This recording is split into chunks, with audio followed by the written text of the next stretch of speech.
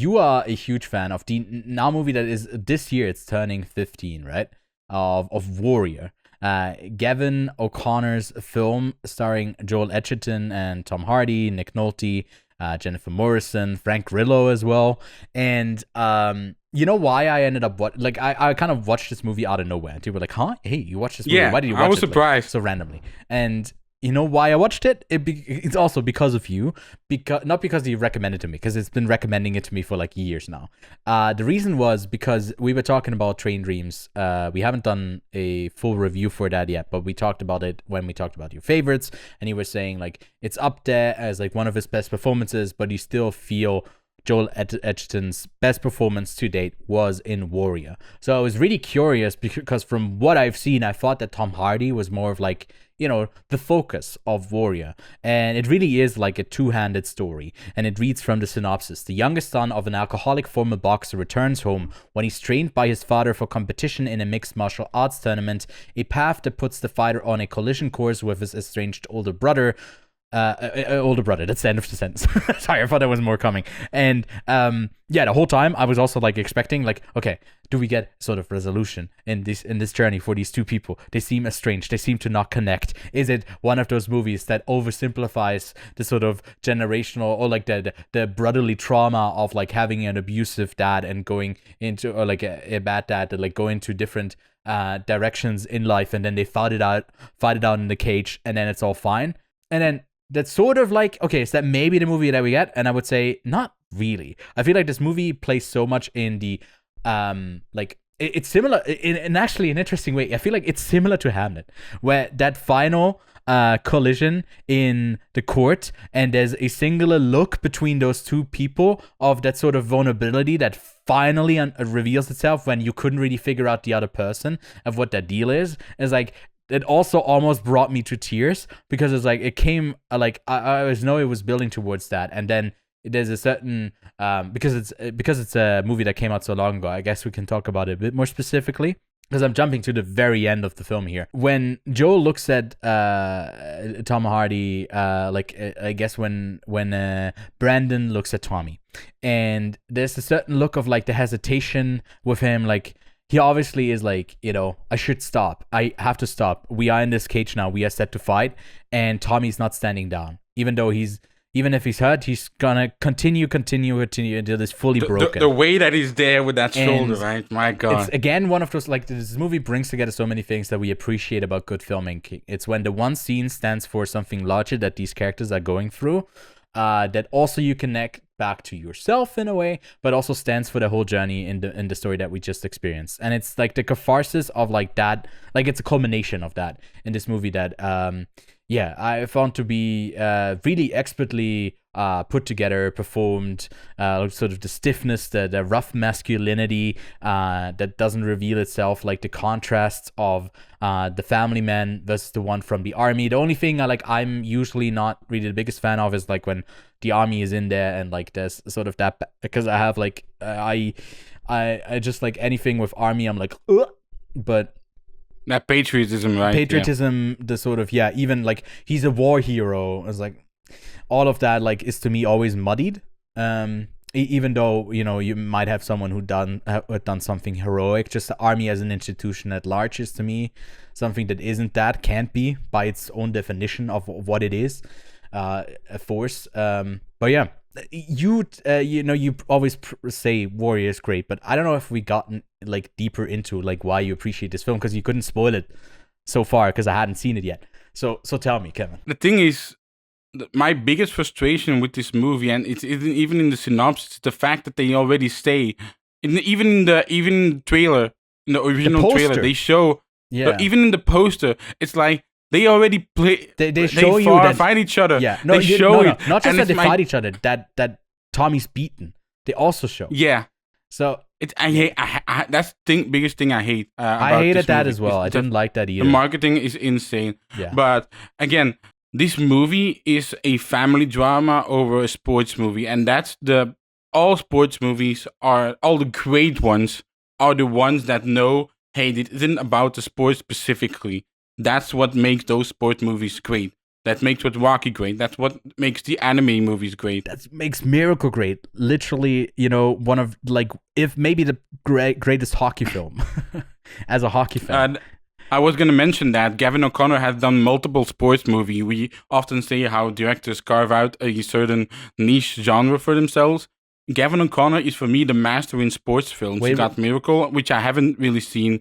You got Warrior, and you got The Way Back, which I fucking love. Oh, yeah. The Way Back is one of my favorite movies of that year, but Affleck should have gotten a nomination for it. That goddamn score of The Way Back should have been nominated. I absolutely adore The Way Back. He's even making a new movie about running. Yeah, it's just called running prodigy on the hunt for greatness, who uses his gift to outrun his past and forge his future. He's going back to his sporting roots of Gavin O'Connor after The Accountant 2, which I adore. The guy is so good in those. But to go back to Warrior, it's a family drama over sports. You have 3 characters here. You got Tommy, you got Brandon, and you got their father. All who are facing a different responsibility in life. And this script is just airtight. And the way that MMA gets shown, because MMA wasn't really a thing in films. You got the WWE, sure, but that is not the same. You have the Smashing Machine, which, hey, how much things did the Smashing Machine take from Warrior? Holy shit, right? Fucking hell, man. Even Jennifer Morrison's look and how Emily Blunt looks in the Smashing Machine are almost identical. Those jeans, those earrings, blonde hair, everything. Oh my god, dude. Anyway. And Warrior, that first hour is just pure build-up. And then it's like, we've done the homework, but the homework, like unlike Hamlet, I thought the first hour was thrilling to watch, especially Nick Nolte. My god, Nick Nolte is so good in this movie. Yeah. When, like, from everything, from hearing those pills coming through the door, just those little scenes, that is what I was missing in Hamlet, and that is what's in Warrior. And again, to go back to the MMA, like, it is a brutal, violent sport. Normally, there's a little bit more blood. There can be some nasty cuts, and there are in this movie, but not as much as in real life, I would say. Yeah. And they show a sort of spiritual side to it. How Tom Hardy can just KO anybody. Yeah. The guy just comes in, brawling, one punch, man, and walks out. And then you got, Joel Edgerton's character, which is way more technical, which is certain holds, whether it's like he holds someone's knee, their elbow, like all different things, and it also defines their personality, their traits. I goddamn love it. And you mentioned the patriotism, but I think it isn't full on patriotism because no, Tom Hardy's character, he deserted his country, but then you have, we have to sort of idealize our hero, which sort of could sort of tap into a movie you talk about next to sort of clean up the image of America, right? It's like, oh my god, look, you got he deserted, but he's a hero. Yeah, you got one heroic act that stands larger as to like defecting from a unit, which I didn't even get the like sort of. If his whole like spoilers, I guess, but we already said that. Yeah. When his whole unit gets killed.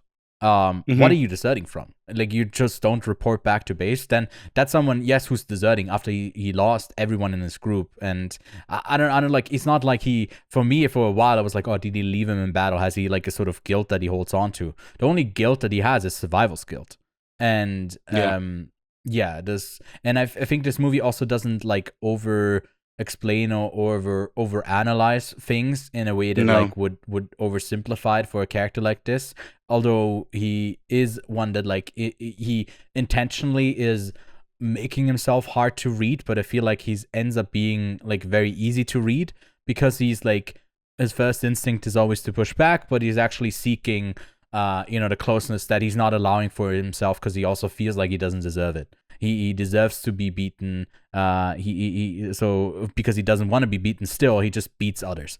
So it's like that outward projection of like sort of that sort of strength that ultimately makes you weak at the core, right? And like you say, survivor's guilt, and here's Joel Edgerton character just surviving in the society that he himself is pretty ingrained in. Yeah. And post-financial crisis in 2009. Exactly. Like, yeah. It's and you have him as a teacher, and those B action movies wouldn't even have him as a teacher involved. It's just like, oh, I'm struggling, my daughter, I need to fight. And no, this movie takes its time with that. But it's also like it's also like, you know, my daughter is sick now. I got to do something. Yeah. No, this is post that. It's also not doing like the thing of like, yes, they need money now because like healing is no. It's showing you the repercussions of the system. So it's like showing you the problems with the system with the army. Which yes, I agree, it's then less patriotic in that way. But also like the flaws of America and the way that like someone has with his wife 3 jobs between each other can sustain a sort of a life that they want to live with their children. And also like, you know, him just trying to go for a loan with the banker, like that scene to me was reminded me a bit. It reminded me of a bit of No Other Choice. It also reminded me of Lost in America, of like the reverse thing of like where in this he comes in as an entitled asshole and like basically demands like, yeah, to have a job that is like easy to do and pays a lot of money. And this one is like, oh, I want to keep my house and my family. Is there anything that you can do to help? I was like, nope. Well, you told me before that like I should do this. And I was like, well, I didn't explicitly tell you, you know, to do this and that. But I was like, well, I'm fucked now. I'm fucked now. Is there anything I can do? It's like, no, goodbye. And like that's sort of the treatment that he gets, right? It's only a world that lets him do like one of my notes was also, once again, I keep connecting films back to No Other Choice because I feel like those frustrations have been lingering around and simmering in the American zeitgeist more than like maybe in some European countries, because we have that sort of, it's way like more secluded in different countries, so it feels like it's less boiling as a whole. There is a rise of it, and I feel like just that's coming to a boiling point now more than ever. And Nick Nolte's character is just regret because they both want to not be their father as well. And again, man, a hotel room sequence where Nick Nolte inevitably gives in, and Tom Hardy's like trying. Oh fuck, man! Yeah, him holding him. It's like he intentionally wanted. I don't know. Tommy is someone who comes back, right? And he has done this heroic thing, which he doesn't see himself a hero from, because he just sees the guilt of like having survived that. And then he comes back, and his dad is apologetic. He's not the guy he's left so long ago. He's someone who wants to redeem himself, and it's like, no, you don't deserve that redemption. Similar to like how he doesn't deserve anything now as well, because he left the army and the rest are dead. All he can do is beat everyone else up, get money, give it to his friend's wife, who is now without her, who was killed, who has a son, who's a parent lost that he can sort of relate to as well, right, with his mom. There's a lot in there that like I can definitely see like his trauma and his frustrations, but then it is like to me so heartbreaking that he like to me he breaks his dad. He breaks his dad again. He makes him take it. Like he pushes him to a brink where like I'm so many times I was like looking at the screen. It's like, Tommy, stop. You don't have to forgive him, but stop, man. You're pushing it way too far. And then that casino scene, my God, brutal stuff. Yeah. And the last thing I want to shout out is the ending song. We've talked about Hamlet, how the score impacts, and for me, About Today by The National is such a fitting song. When they go out of the cage, and I know you hate that choice, but when Nick Nolte is just trying to hold himself together, he's tipping that little hat and he walks back. I find it's such an endearing moment. I mean, my last note for the movie was that rising score build too. Like that is like I just wrote holy song, fuck. Yeah. Also the single tear to me was already the cap-off point. So when he literally touches it, it's one step too far. But I found that the hesitation to kick him as well. Like there's so much in that like one kick that he does there, and besides all the great drama, you still have all the adrenaline of that fight leading up to it. When he's fighting Kobe. What to me was crazy is like if I didn't completely misread that, it happens like that's one day that they just do all of these fights, right? 2 or 3 days, yeah. 2 or 3 days, because I never see like when that's maybe a little bit of a flaw. I don't get when they're breaking, and because we never get a scene between him, his wife, and like Joel Edgerton, like with Jennifer and Joel again. These two, he doesn't come back to them, right? And I don't know if it's probably out of town, it's in a different place, but we don't really get the in-between time. It just feels like fight.